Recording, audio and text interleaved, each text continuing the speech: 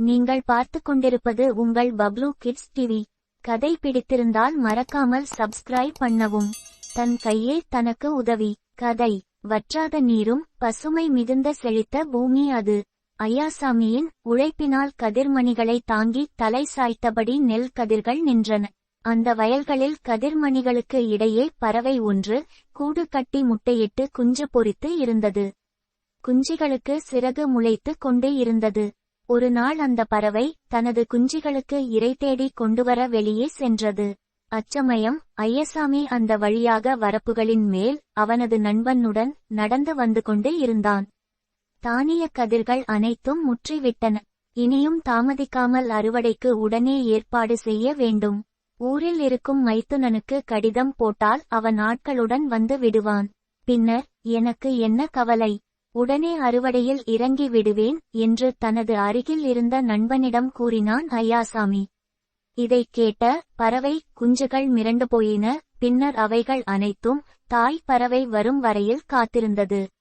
அதனிடம் தான் கேட்ட விவரத்தை கூறின. அதற்கு அந்த பறவை, நீங்கள் இதற்கெல்லாம் கவலை கொள்ள வேண்டாம் குஞ்சுகளே, அந்த விவசாயி மைத்துனன் என்ற இன்னொருவனை நம்புகிறான். அதனால் அந்த காரியம் எளிதில் நடந்து விடாது.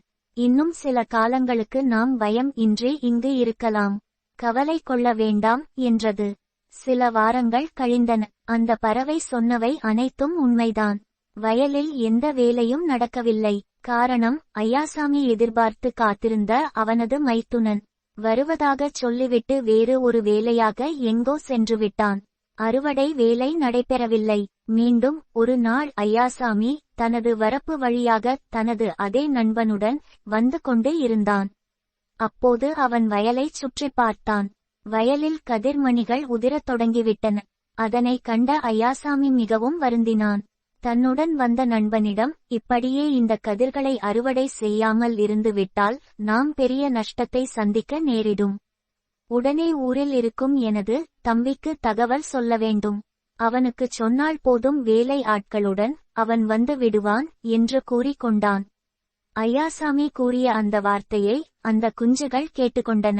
உடனே அவைகள் அச்சம் கொண்டன. மாலையில் தாய்ப்பறவை வந்ததும் ஐயாசாமி தனது நண்பனிடம் கூறிய அனைத்து வார்த்தைகளையும் அந்த குஞ்சுகள் அந்த தாய்ப்பறவையிடம் கூறின. தாய்ப்பறவை அதன் குஞ்சுகளை சமாதானப்படுத்தியது. இப்போதும் கூட அவன் தன்னை நம்பாமல் அவனது தம்பியை நம்புகிறான். அதனால் அவன் செய்ய நினைக்கும் எந்த வேலையும் நடக்கப் போவதில்லை.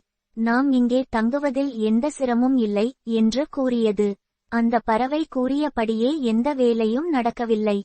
நாட்கள்தான் நகர்ந்தன. அடுத்த வாரமும் ஐயாசாமி தனது நண்பனுடன் வயல்வெளிக்கு வந்தான். அந்த வயலைச் சுற்றி பார்த்தான். கதிர்மணிகள் நிறையவே உதிர்ந்து விட்டன. பெரும்பாலான தானியங்கள் சேதமாகி இருந்தது. அதனைக் கண்ட ஐயாசாமி மிகவும் வருந்தினான். பிறகு தனது நண்பனிடம், இனியும் நான் பிறரை நம்புவதில் பிரயோஜனம் இல்லை. நாளையே நான் சில வேலையாட்களை அழைத்து வந்து அறுவடையை செய்து முடிக்கிறேன் என்று சொல்லிவிட்டு நடந்தான். இதனை கேட்ட அந்த குஞ்சுகள் சிறிதும் பதற்றம் கொள்ளாமல் மாலையில் தனது தாயைக் கண்டதும், அம்மா, வழக்கம் போல விவசாயி வந்தார். நாளைக்கு அவரே வந்து அறுவடையை செய்யப் போகிறாராம் என்றன. அதனை கேட்ட அந்த தாய்ப்பறவை கவலையும் பதற்றமும் கொண்டு, செல்வங்களே, இனியும் நாம் தாமதிக்க கூடாது. இப்பொழுதே நாம் பாதுகாப்பான இடம் நோக்கிச் செல்ல வேண்டும். காரணம், யார் ஒருவர் பிறர் உதவியை நம்பாமல் தனது சக்தியையும் திறமையையும் நம்புகிறாரோ அவர் நிச்சயம் தீர்மானித்தபடி செய்வார். அதனால் உடனே என்னோடு புறப்படுங்கள் என்றது அந்த தாய்ப்பறவை. உடனே அனைத்து பறவைகளும் தாயுடன் சேர்ந்து அவ்விடத்தை காலி செய்து புறப்பட்டன.